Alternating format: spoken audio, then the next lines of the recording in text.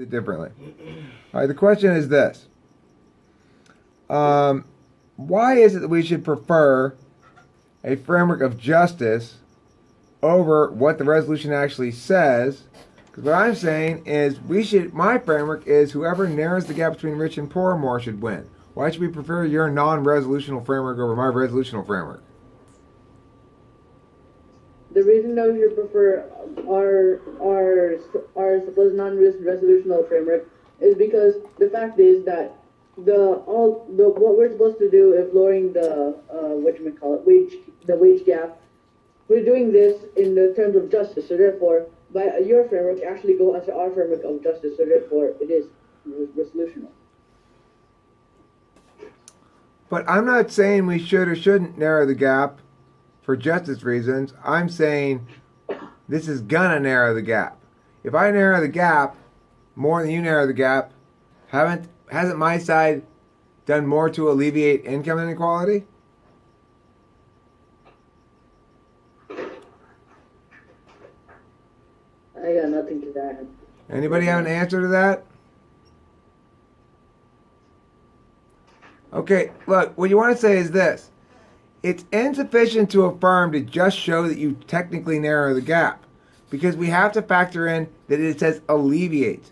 Alleviate implies that income inequality is bad, and we are seeking to counteract the bad by minimizing it. In order to do that, we have to do it in a good way. If I killed every other human being on the planet except for myself, I would reduce income inequality to zero, and there would be complete equality. There was one person, he has all the money. He's completely equal with himself. Or if I killed every other person on the planet except for me and my best friend, and we split everything in half, you get half, I get half, perfect income inequality. If your plan does that, should you win? My opponent says yes. My opponent is trying to ignore the ethical implications of his behavior. That's how you answer that, okay? Okay. So, Trevor, I'm going to ask you the question. I want you to answer it now, okay? Why should we prefer your framework of justice over our resolutionally derived framework of whoever narrows the gap more?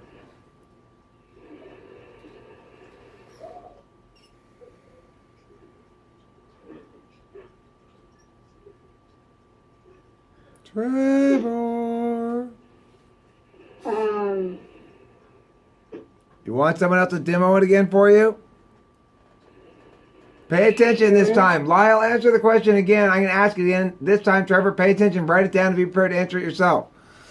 Lyle, why should we prefer your justice framework over my narrow the gap framework? The reason we should prefer our framework, yours does not actually abide with ethics. The reason for this is because technically, by your standard, everyone else in the world except for you and your best friend, and technically there would be income inequality. There would be income equality because all of you guys split in half. Now, does that mean that's correct? Does that mean that's good? No. That's why we have. But that's why our framework should be preferred. Right. Okay, Trevor, you say it. Why, Trevor? Why should we prefer justice over resolution-based framework? Because everyone you know is split, and everyone I know is split in two. I cut them all in half just for you, Trevor. You weren't paying very good attention at all. Next time, pay closer attention. You try it again. Next question. Next question I'm going to ask. If you have an answer again, chime in. You said that something has more burden on minority populations. You're talking about a progressive tax harms minority populations, right? Is that correct, Zaid? Yes. Well, not exactly populations, but wait. Yes. It harms minority people. Okay, fine. So why would infrastructure spending harm minority people less than welfare spending based on your progressive tax warrant? Why is that? How are they linked to progressive taxes? Wait, how does the infrastructure or welfare? You said a progressive tax causes more of a burden on a minority. How does progressive tax link to either infrastructure or welfare? links in the way that Strauss explained that how when I wasn't there. How does it link? Who knows? Yeah. Lyle, do you know? No, I do not. Okay, well, because Zaid, you're using this card wrong. When you are doing the progressive tax thing, number one, you need to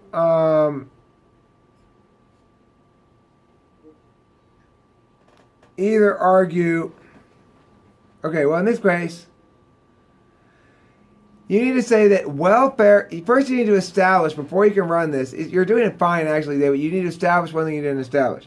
You need to establish that welfare is a progressive tax. Okay, the only way to establish that, first of all, Google that in quotes. Welfare is a progressive tax. I looked it up, but I forgot. Okay, that's what you need to make this thing go. So let's pretend you have that in the case now, okay? Let's pretend you have something in the case that establishes the welfare is, in fact, a progressive tax. I will say the following thing. Well, why isn't a road a progressive tax? Don't poor people benefit more from the road than rich people? Because aren't rich people more likely to live close to where they work and not have to use the roads?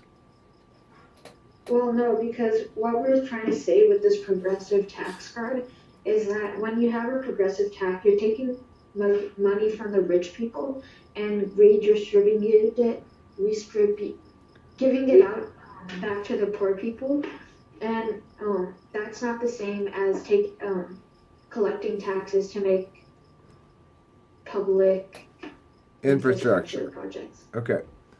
I think the thing you want to say is this. Taxes spent on public infrastructure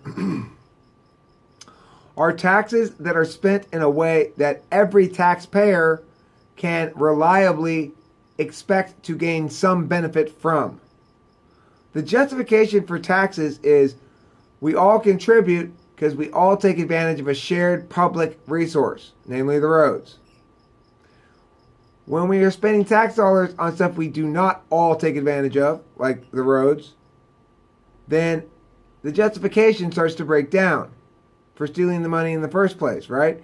It's not stealing if you need that road to get to work and you're going to use it every day for you to pay for part of it along with everybody else. The reason we all have to split it up and each pay a little bit is because if one of us were to pay for it, it would cost too much. Roads are too expensive. So your point should be, that's not a progressive tax. That's not a tax at all.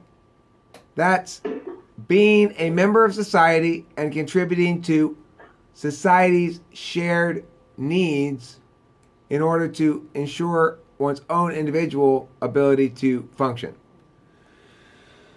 The thing that makes welfare progressive is the fact that it's progressive going in, because they say we're going to determine what we take based on who you are. And then it's progressive going out because it's going to say we're going to give based on who you are.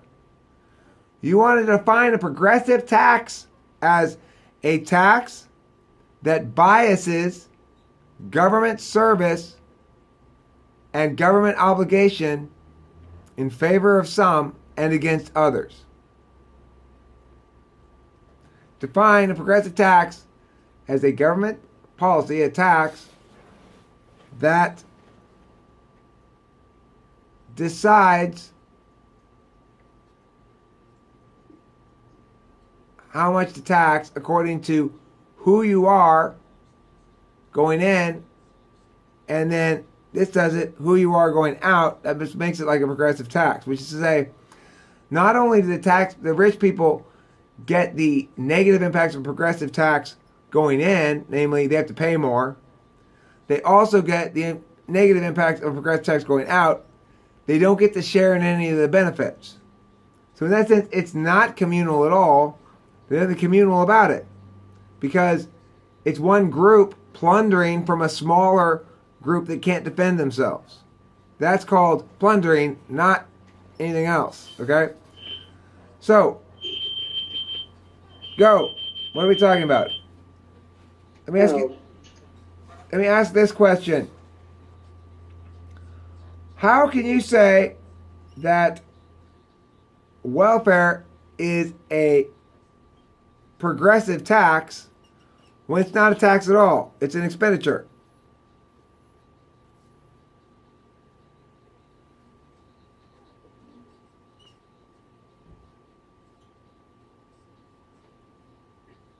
Hold on. Zaid says he can't Yeah, I hear see it. anything. I see it. I see it. The smoke alarm went off. Right. Well, at Yeah. least we know what the beeping was. I told Zayd to stop smoking. It turned on. Zayd, is it true? I hear you're up to 3 packs a day. I told you, do not start smoking, dude. Okay. Setting off smoke alarms. You're only in 8th grade, 7th grade, whatever grade you're in. 3rd grade. Zayd's a very tall 3rd grader. Okay. I'm asking right now, Zayd, about this burden on the minority, the progressive tax thing. I said, how can you call this a progressive tax when it's not a tax at all? It's an expenditure by the government, not a tax. They're not collecting revenue, they're spending it. How can you call it a tax? What do you say in response? It's a tax because they're collecting money from the people and No, what you do is this. You say, the key element here is not the tax part, it's the progressive part. What you're saying is the government is treating you differently from other people. On the one hand, the tax is progressive because we take more from you because of who you are. That's it. And on the giving end, we give less to you because of who you are. The point isn't whether or not it's a tax or an expenditure. The point is the unequal treatment. Okay? So when you're arguing against a progressive tax, yeah. When you are called upon to defend the fact that it's not a tax to spend money, you say, doesn't matter, we're only talking about the progressive part. When called to challenge upon the progressive part, you say, it doesn't matter, we're only talking about the tax part. Okay? Like that. You know what I'm saying? It's fun that way. It's a fun adventure. Okay? So, next question. I'm going to ask a question. You guys answer it now. How can you call this a tax? It's not a tax. It's an expenditure. Zayd? well, the important part of this argument is the progressive part. So what we're trying to say is that the money's being collected by depending on who you are in an unfair way. I see. Well, if it's unfair, then isn't it unfair that somebody has $1 billion and somebody has $1? Well, not exactly. If someone never works their whole life and another person is always working, then that person does earn that $1 billion. Okay, but I also want you to point out, well, it may be unfair, I suppose, but the thing that makes it less unfair is that the billionaire didn't get his $1 billion by stealing it from somebody else. He made it one way or the other. You might not like how he made that money. You might not like the fact that he prioritized making money so much, whereas you prioritized something else. When you chose to get your degree in philosophy, you said, I prioritize not being a billionaire. So, do you get to choose or not? If I can't choose not to support you when you're poor, then do I get to choose what you study at school? Because I choose you study business, so I don't support you anymore. Oh, I don't get to choose that? Then why do you get to choose how to spend my money? If I don't get to choose whether or not you want to make money, why do you get to choose how to spend my money? See what I'm saying? Yeah. All right, next question. The harms of welfare. You say welfare dependence has deleterious effects. You say that if your parents are on welfare, you are more likely to be on welfare than the children of rich people, right?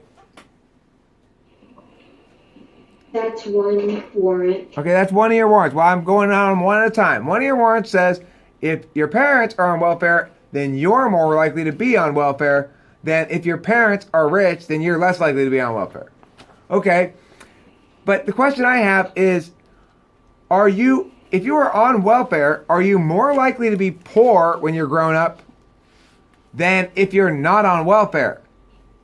So what I want to know is, assuming you're a poor person right now, and we have two poor families, one who makes under $20,000 a year, the other same exact numbers, and you give one of them welfare and the other one no welfare, which of those kids turn out better? Does your data address that question? So what our data is saying is that when a parent is supposedly supported by welfare, it really doesn't end up helping them or their children. It also says earlier in my card that it says right here, quote, impeding their ability to become successful members of society. Yeah, it sure does. It says it's impeding their ability. And it does, in fact, say, sort of, what you say it does, but you did a great job there, Zaid, of not answering any of my questions, right? So that's good. That is what I want you to do when pressed there. You just evade and avoid like that. But if you knew the answer, the best answer to that question is that obviously welfare teaches that family the value of entitlement. So it says, we as a family, we believe it's okay to that we are entitled to free stuff. Now, another subpopulation of people who think they are entitled to free stuff are called thieves. Thieves think they're entitled to free stuff too. Is it okay for a thief to do his own redistribution? Can poor people do their own redistribution?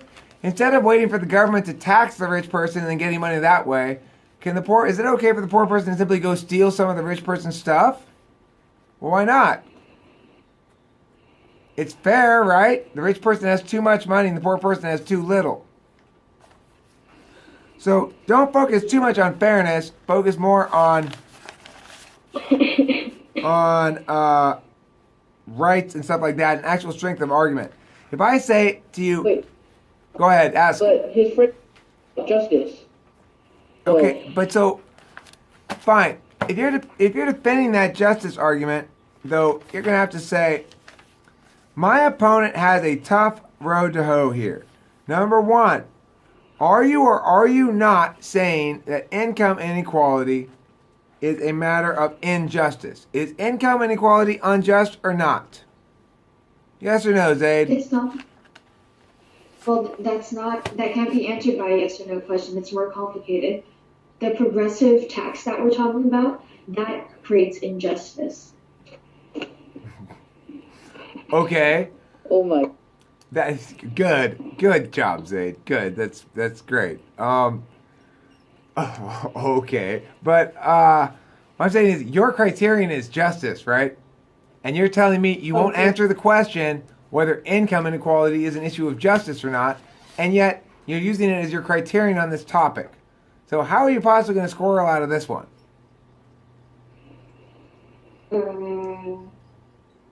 Where I think.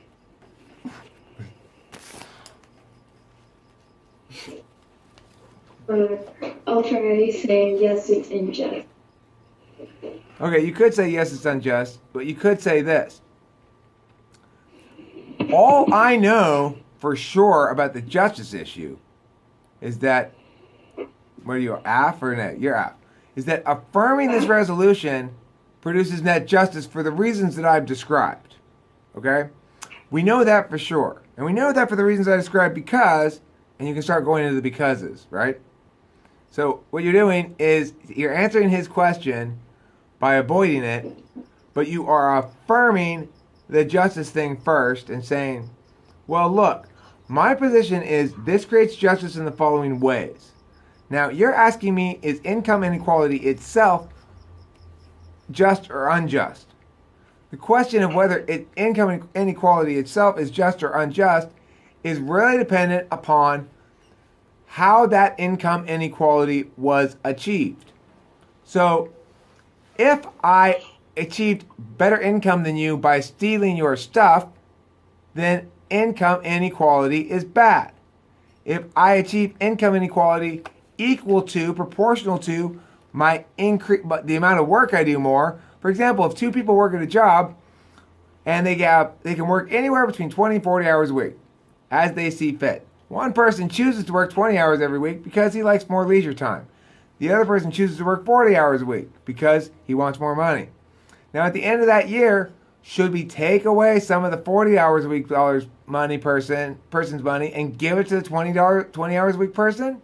After all, 20 hours a week person chose to work less and have more leisure time and get to play more, right? And the 40 hours a week person chose to work 40 hours a week, play less, but get more money.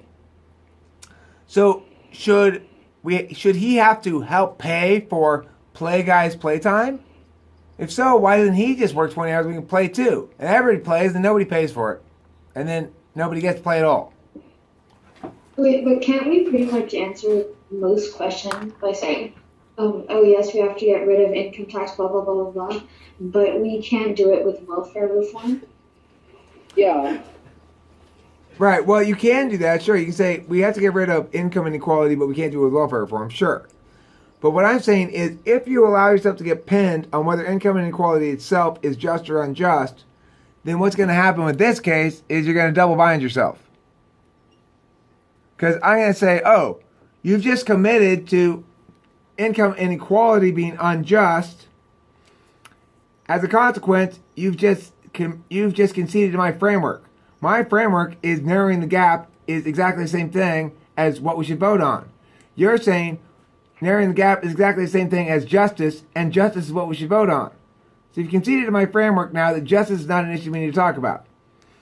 So as a consequence, we can, you lose your link, right? You lose your link to the stuff. But can't I say the other part of the resolution is welfare reform, and welfare reform is unjust? Yeah, you could still have that one for sure, but and you can say it has unjust outcomes that are unrelated to, it has outcomes just and unjust, unrelated to income inequality for sure. You could do that if you think that's going to help. Okay, next question I'm going to ask. Anybody? You guys have any questions for me before I continue? I think I'm gonna let it go now. Okay, bye, Zaid.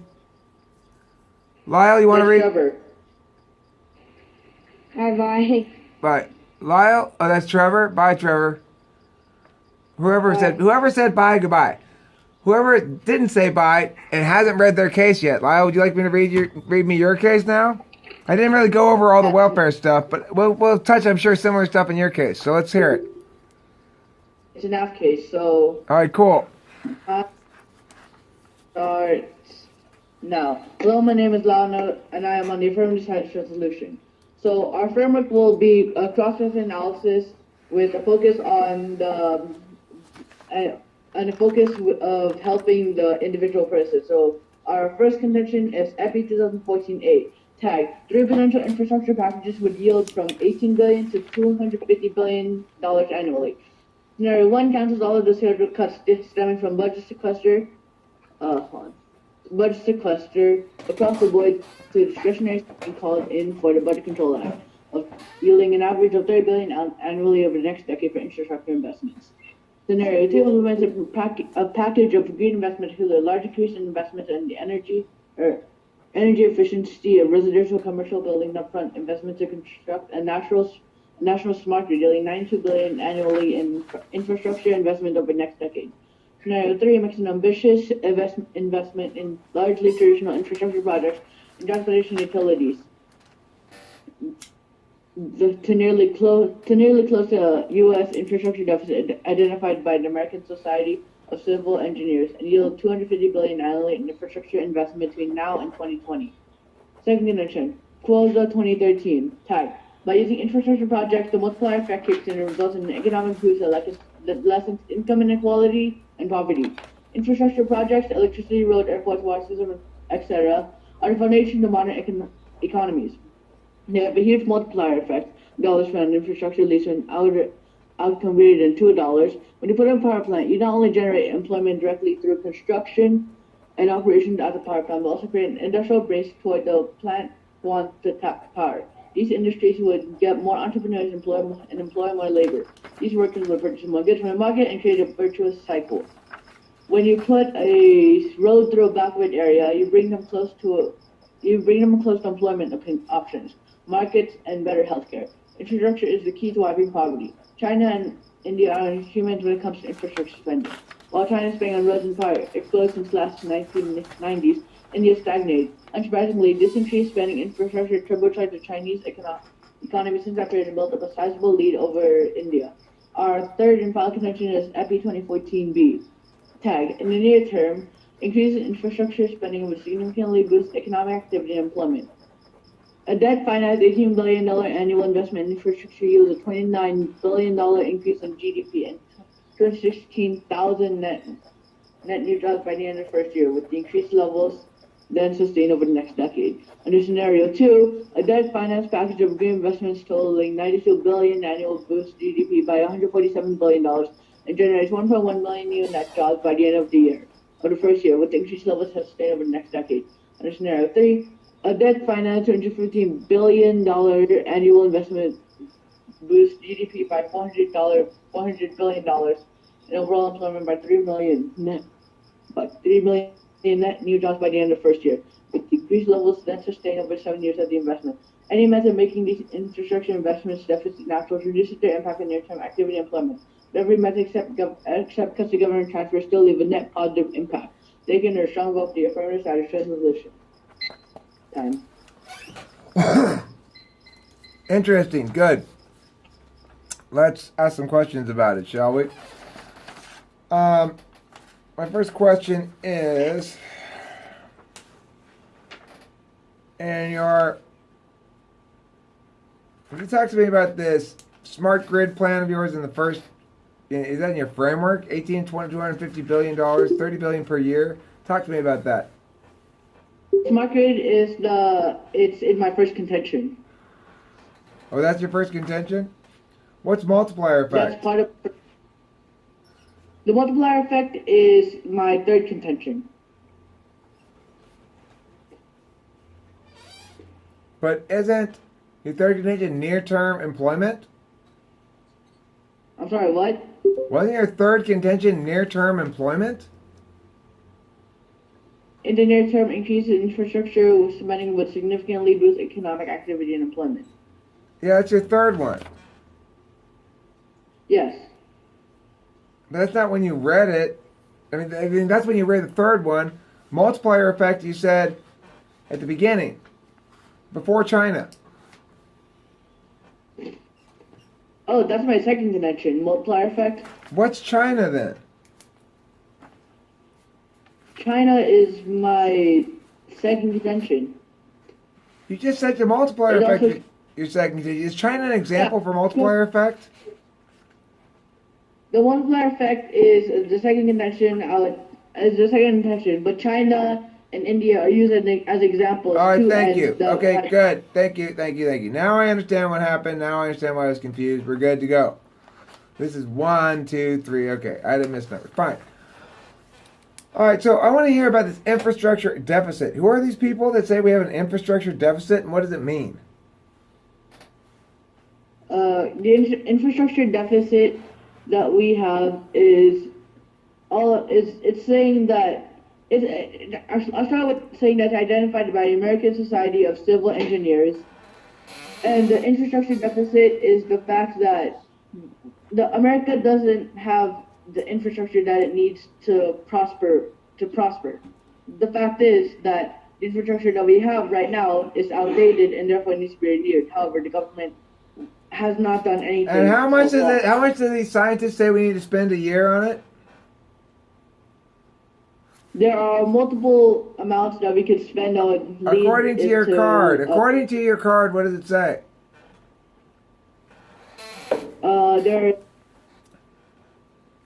I wrote down $20 billion a year. Is that what your card says? It says $30 billion a year. $30 billion. That's the wait. No, 30 is the annual amount you get. 30 billion that you receive a year. Receive from what? you receive from. Wait, hold on. Read it out loud. It doesn't. I think what it's saying is we need to spend $30 billion a year to make up for not spending enough money on infrastructure in the last 20 years or so. We've let a bunch of old bridges and stuff go to shit, and now we need to spend $20 billion a year to get us back up to speed for the next 10 years. Then we'll be good as new to sort of sit on it for a while again. I think that's what it means. But read the card and tell me. Okay. Or Lyle, come back to it, figure it out later on your own, or somebody else like Zaid, read that card and figure out if I'm right about it. Make sure you understand what that means in infrastructure deficit. It's not a real deficit, right? There's no deficit involved. They're just saying we're behind in dealing with infrastructure. Okay, I want to ask about China now. You say China is doing a better job than India in terms of growth, and you attribute it to better infrastructure. Is that correct? Yes, we're saying that due to the fact that China has spent on roads and the power exploded since late 1990s, India, which did not spend on these roads, stagnated. Does your card provide any sort of mechanism that actually links the improved infrastructure in China with their better growth, or are you just observing that China has better infrastructure and has better growth? We showed that it was in the time that China specifically spent on the roads that they had their power that the power that they had exploded in the 1990s and above and up and now. What's the warrant? How? Why? How does infrastructure connect to it? Infrastructure connects to it by showing that due to these infrastructure projects, an example, China, the multiplier effect kicks in and results in an economic boost that lessens income inequality and poverty. All right, good. Let me stop you there. You just say, we already established that warrant with the multiplier effect. And then make me go, oh, so you're using the same basic warrant? In other words, no, we have two examples. We've got an example and we've got a direct description of the mechanism itself, namely the multiplier effect. So we've double proved it. Yeah, my example is not two things. Neither is my mechanism, but I do have them both. Right? Got it. Okay. Next question. You said if we put in 20 billion, we get 29 billion out. This is in your third contention. Can you explain that to me?